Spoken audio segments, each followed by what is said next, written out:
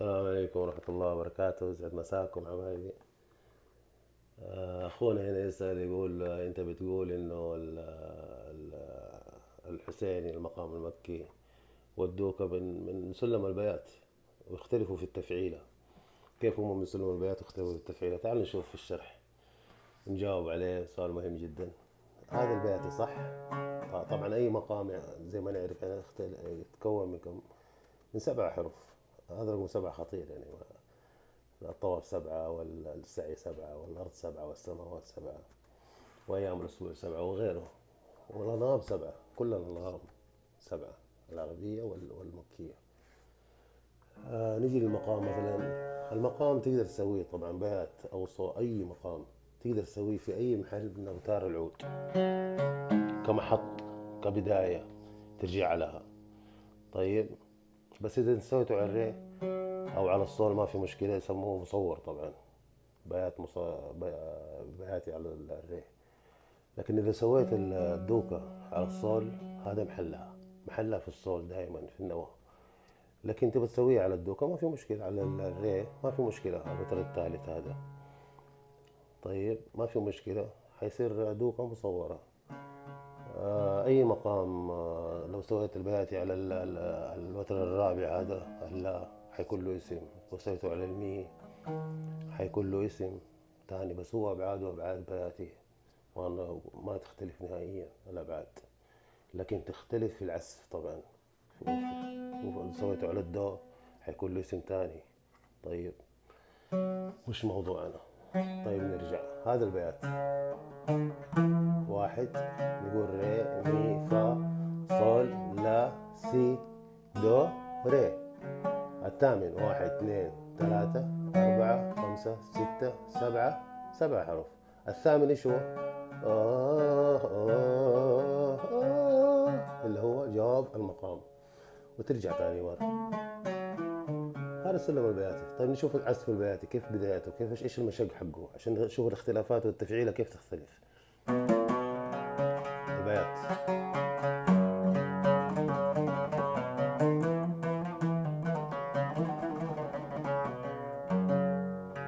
هناك في الدوكة. شوف البداية.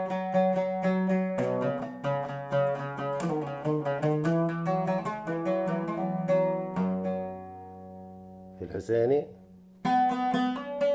شو كلنا على الري، كلنا على المقام هذا، كلنا على المحط هذا، وكلنا في المحطات هذه. الحسيني اللي سويناه اول.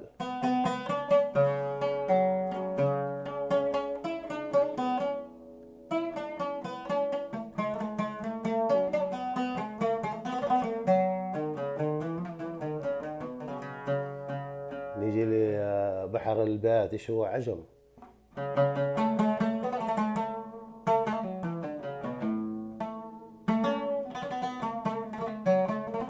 تكمل البيات ثاني مرة ترجع له عجم. في الدوكة وفي الحسيني ما في عجم نهائيا. بحرها الدوكة سيكا زي ما شفنا. نرجع الفيديوهات الأولانية. طيب، في البيات نيجي نقول ايش؟ يا ليل يا ليل يا ليل يا ليل. هنا في المقام المكي الدوكا اجي ايش اقول؟ اليالال.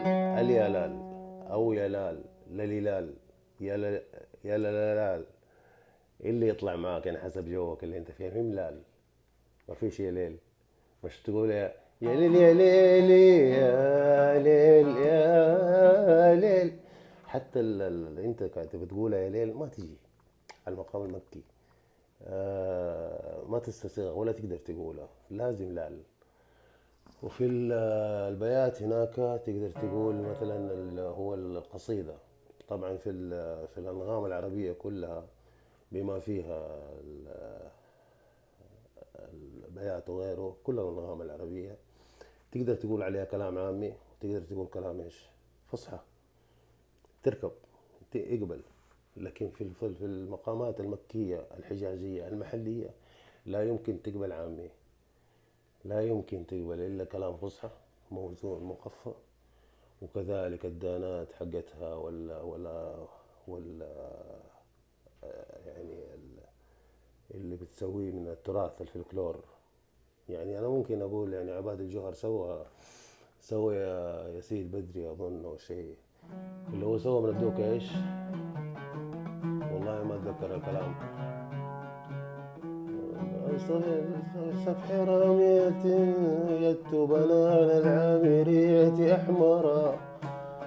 سوى الدوكة من الصول هو سواها. طيب وخلى يا سيدي بدري وتو الليل ما هو دوكة هذا، ما في مشكلة. سوي الدوكة، حط عليها أغنية عامية، ما في مشكلة. لكن إذا تبى تمول، طيب شوف إيش مول عبادي. وجدت بنانا فقلت خضبت الكف كله فصحى. ما يمكن تمول في المقام المحلي إلا فصحى. طيب نيجي ناخذ أغنية هناك في البيات. خلينا نغلق بس قبل الأغنية. مثلا يسمر اللون على شانك نشف دمي وعيونك السود نستني حليب أمي. شايف هنا انت فين في البياتي. وإن كان يا بريقك عسل خلى على فمي وأخذك في الحلال يصير أبوك عمي. كلام عمي لا يمكن تطبقه في تجي تمول في المجس. يسمر اللون على شانك نشف دم. لا هي حلوة ولا تقدر تقولها ولا حد قالها، لازم فصحى. طيب ناخذ موال برضو المجس للقصيدة مثلا للحسيني مثلا. ولقد ذكرتك والرماح نواهل وبيض الهند تخطر من دمي. ولقد ذكرتك والسيوف نواهل. ما ادري ايش المهم. مو موضوع اني احضر الحين كلمات يعني، بس بقول لكم انا من القصيده هذه يعني كذا عارفينها. ف طيب ناخذ اغنيه مثلا من البياتي. احبك لو تكون حاضر، احبك لو تكون هاجر ومهمل الى النهايه. طيب هناك في الدوكه مثلا قال المي والعهب فوج النسيم مدري صابا ولا عوالي سماح يا زي ما قلنا. القواعد هذه هي الأماكن اللي تنبني عليها العمارة اللي هي الأغنية. شوف صبا ولا عوالي، نفس الأماكن ماشي عليها لحن القصيدة. طيب ناخذ لوحدة للحسيني. أراك عصي الدمع. شوف الحسين ايش قلنا.